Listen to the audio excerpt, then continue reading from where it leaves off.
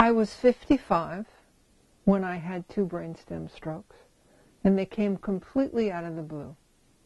Before I had them, I was busy leading an active life. I exercised regularly. I ate well.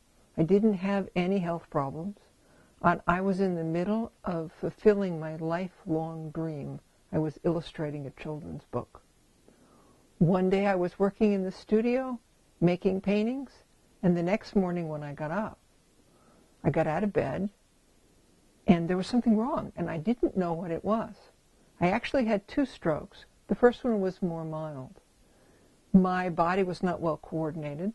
My speech was slurred, and I still didn't know I'd had a stroke because I didn't know the warning signs, and I didn't know they would apply to me.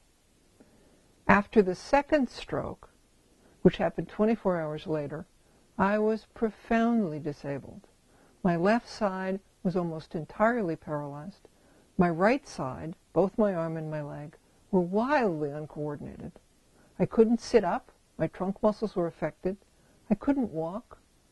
I couldn't move my left side at all. I couldn't swallow. I had a feeding tube up my nose and down my throat. My speech was heavily slurred. I couldn't focus my eyes. When I tried to look at something, it would swim in and out. I couldn't control my emotional expression, and I couldn't control some bodily functions. What happened was, after I had the first stroke, which was mild, I got up and I was trying to figure out what was going on, and the phone rang. So I went over to answer the phone, and when I went to talk, my speech was heavily slurred.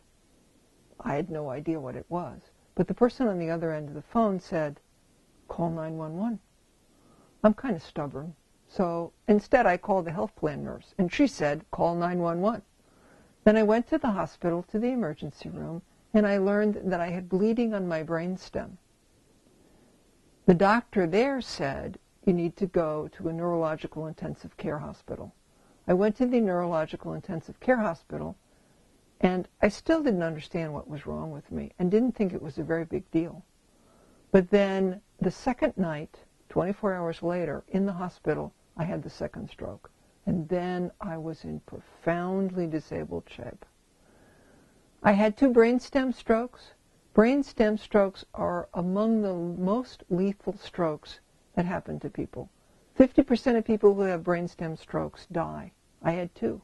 I had a 25% chance to live. I was so profoundly injured. I laid in the bed, and one of the things that happens post-stroke is there's often collateral damage. Brain tissue continues to die.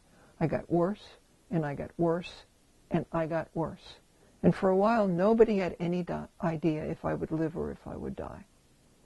Did I have warning signs of a stroke? No. I had no warning signs. My stroke was sudden. I didn't know it was coming. Many people have what are called temporary ischemic attacks, which are like little tiny strokes before they have a major stroke. None of that happened to me. I went from being fully functional to being disabled in 24 hours. That's true for a lot of people, but some people have warning signs. Again, the most important thing to do is to check with your doctor and see if you have risk factors for a stroke.